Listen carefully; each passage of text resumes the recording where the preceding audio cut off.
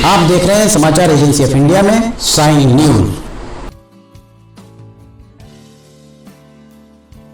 सनातन धर्मियों के त्योहारों में नाग पंचमी हिंदुओं का एक प्रमुख त्योहार है।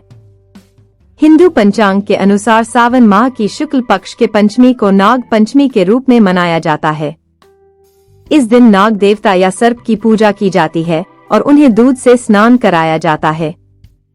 लेकिन कहीं कहीं दूध पिलाने की परंपरा भी है।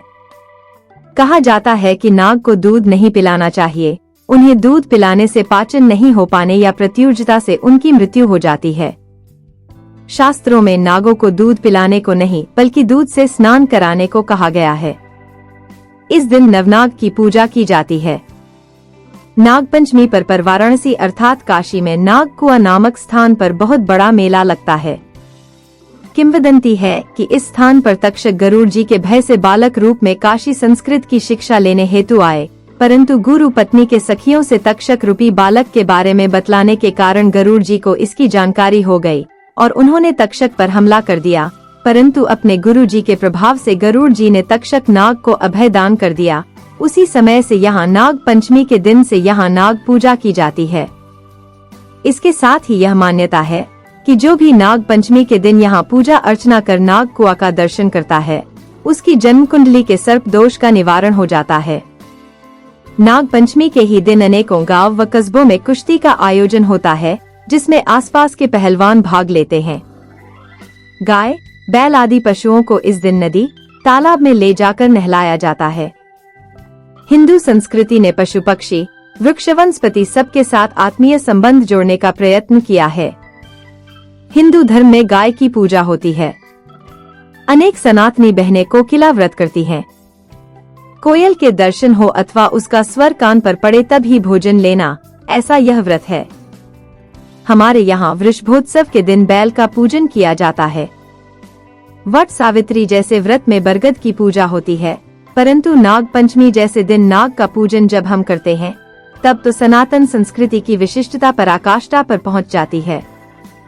माना जाता है कि गाय, बैल, कोयल इत्यादि का पूजन करके उनके साथ सनातन धर्म का अनुसरण करने वाले आत्मीयता साधने का प्रयत्न करते हैं, क्योंकि वे उपयोगी हैं। लेकिन नाग उनके किस उपयोग में आता है? इससे उलट अगर नाग किसी को काट ले तो जान पर बनाती है। सभी उससे डरते हैं। नाग के इस डर से नाग पूजा शुरू हुई होगी, ऐसा कई लोग मानते हैं, परंतु यह मान्यता सनातन संस्कृति से सुसंगत नहीं लगती। नाग को देव के रूप में स्वीकार करने में आर्यों के हृदय की विशालता का दर्शन होता है। कृण्वन्तो विश्वमार्यम् इस गर्जना के साथ आगे बढ़ते हुए आर्यों को भिन्न भिन्न उपासना करते हुए अनेक समूहों के संपर्क में आना पड़ा। वेदों के प्रभावी विचार उनके पास पहुंचाने के लिए आर्यों को अत्यधिक परिश्रम करना पड़ा।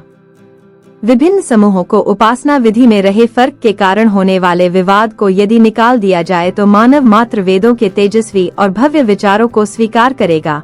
इस पर आर्यों की अखंड श्रद्धा थी। इसको सफल बनाने के लिए आर्यों ने अलग अलग पुंजों में चलती विभिन्न देवताओं की पूजा को स्वीकार किया और अलग अलग पुंजों को उन्होंने आत्मसात करके अपने में मिला लिया। इन विभिन्न पूजाओं को स्वीकार करने के कारण ही हमें नाग पूजा प्राप्त हुई होगी, ऐसा लगता है। देखा जाए तो भारत देश कृषि प्रधान देश है। सांप खेतों का रक्षण करता है, इसलिए उसे क्षेत्रपाल कहते हैं। जीव जंतु, चूहे आदि जो फसल को नुकसान करने वाले तत्व हैं, उनका नाश करके सांप खेतों को हरा भरा रखता है। सांप समाज को कई मुख्य संदेश भी देता है। सांप के गुण देखने की हमारे पास गुणग्राही और शुभग्राही दृष्टि होनी चाहिए। भगवान दत्तात्रेय की ऐसी शुभ दृष्टि थी, इसलिए ही उन्हें प्रत्येक वस्तु से कुछ न कुछ सीख मिली। सांप सामान्यतया किसी को अकारण नहीं काटता, उसे परेशान करने वाले को या छेड़ने वालों को ही वह डसता है। सांप भी प्रभु का सर्जन है। वह यदि नुकसान किए बिना सरलता से जाता हो या निरुपद्रवी बनकर जीता हो तो उसे मारने का हमें कोई अधिकार नहीं है। जब हम उसके प्राण लेने का प्रयत्न करते हैं, तब अपने प्राण बचाने के लिए या अपना जीवन टिकाने के लिए यदि वह हमें दंश दे तो उसे दुष्ट कैसे कहा जा सकता है? हमारे प्राण लेने वालों के प्राण लेने का प्रयत्न क्या हम नहीं करते? सांप को सुगंध बहुत ही भाती है। चंपा के पौधे को लिपटकर वह रहता है, या तो चंदन के वृक्ष पर वह निवास करता है। केवड़े के वन में भी वह फिरता रहता है। उसे सुगंध प्रिय लगती है, इसलिए भारतीय संस्कृति को वह प्रिय है। प्रत्येक मानव को जीवन में सद्गुणों की सुगंध आती है, सुविचारों की सुवास आती है। वह सुवास हमें प्रिय होनी चाहिए। हम जानते हैं कि सांप बिना कारण किसी को नहीं काटता। वर्षों परिश्रम संचित शक्ति यानी जहर वह किसी को यूं ही काटकर व्यर्थ खो देना नहीं चाहता। हम भी जीवन में कुछ तप करेंगे तो उससे हमें भी शक्ति पैदा होगी। यह शक्ति किसी पर गुस्सा करने में, निर्बलों को हैरान करने में या अशक्तों को दुख देने में व्यर्थ न कर उस शक्ति को हमारा विकास करने में, दूसरे असमर्थों को समर्थ बनाने में, निर्बलों को सबल बनाने में खर्च करें, यही अपेक्षित है। धार्मिक मान्यताओं के अनुसार नाग पंचमी पर नाग देवता की पूजा अर्चना से साधक के जीवन में सुख समृद्धि बनी रहती है। साथ ही इस दिन खेतों में फसलों की रक्षा के लिए भी नाग देवता की पूजा की जाती है। नाग पंचमी के दिन नाग देव की आराधना से भगवान भोलेनाथ प्रसन्न होते हैं और अपने भक्तों की सभी मनोकामनाएं पूर्ण करते हैं। आइए जानते हैं कि नाग पंचमी के दिन क्यों नहीं बनती घरों में रोटी। नाग पंचमी के दिन लोहे से बनी चीजों का इस्तेमाल करना वर्जित माना जाता है। धार्मिक मान्यताओं के अनुसार रोटी बनाने के लिए जिस तवे का इस्तेमाल किया जाता है उसे नाग के फन से जोड़कर देखा जाता है। ऐसे में नाग पंचमी पर चूल्हे पर तवा रखने से नाग देवता नाराज हो सकते हैं।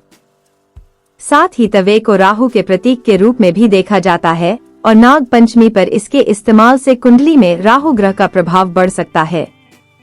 ऐसे में नाग पंचमी पर तवे पर रोटी बनाने से व्यक्ति को जीवन में कई तरह की मुसीबतों का सामना करना पड़ सकता है।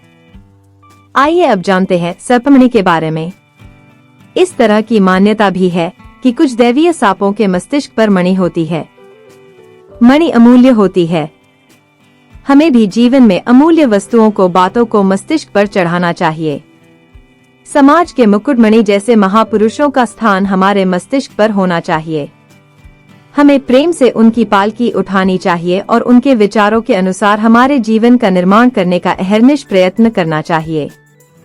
सर्व विद्याओं में मणि रूप जो अध्यात्म विद्या है, उसके लिए हमारे जीवन में अनोखा आकर्षण होना चाहिए। आत्म विकास में सहायक न हो उस ज्ञान को ज्ञान कैसे कहा जा सकता है। सांप बिल में रहता है और अधिकांशतः एकांत का सेवन करता है, इसलिए मुमुक्षु को जनसमूह को टालना चाहिए। इस बारे में सांप का उदाहरण दिया जाता है। देवदानवों द्वारा किए गए समुद्र मंथन में साधन रूप बनकर वासुकी नाग ने दुर्जनों के लिए भी प्रभु कार्य में निमित्त बनने का मार्ग खुला कर दिया है। दुर्जन मानव भी यदि सच्चे मार्ग पर आए तो वह सांस्कृतिक कार्य में अपना बहुत बड़ा योग दे सकता है और दुर्बलता सतत खटकती रहने पर ऐसे मानव को अपने किए हुए सत्कार्य के लिए ज्यादा घमंड भी निर्माण नहीं होगा। दुर्जन भी यदि भगवत कार्य में जुड़ जाए तो प्रभु भी उसको स्वीकार करते हैं। इस बात का समर्थन शिव ने सांप को अपने गले में रखकर और विष्णु ने शेष शयन करके किया है।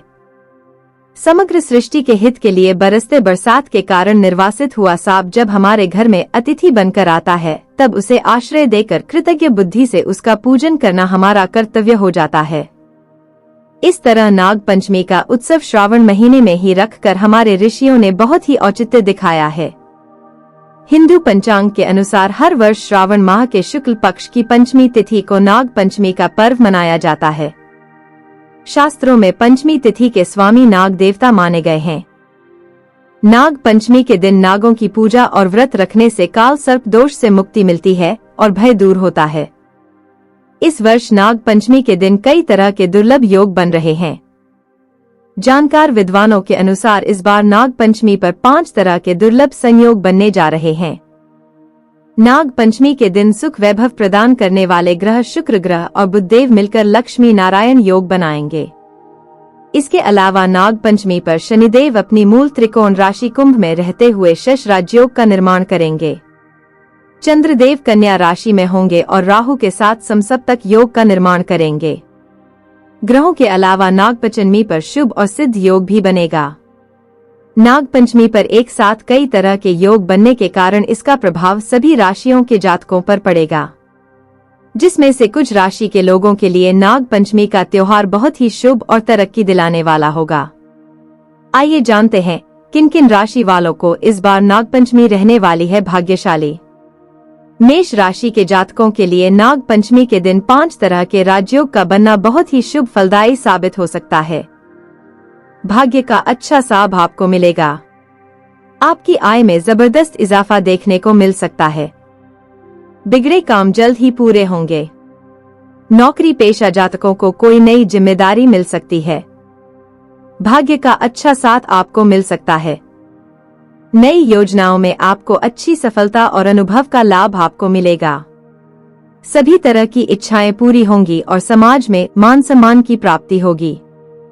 मेष राशि के अलावा वृषभ राशि के जातकों को भी नाग पंचमी पर बने 5 राजयोग का फायदा मिलेगा। आपकी आय में अच्छा इजाफा देखने को मिल सकता है। धन लाभ के बेहतरीन मौके आपको मिलेंगे। नौकरी पेशा जातकों को नई नौकरी में अच्छे प्रस्ताव आपके सामने मिल सकते हैं। आपकी पारिवारिक जीवन पहले से बेहतर रहेगा। आपको भाग्य का अच्छा साथ मिलेगा जिससे रुके हुए काम जल्द से जल्द पूरे होंगे। छात्रों को शिक्षा के क्षेत्र में कुछ शुभ समाचार की प्राप्ति हो सकती है।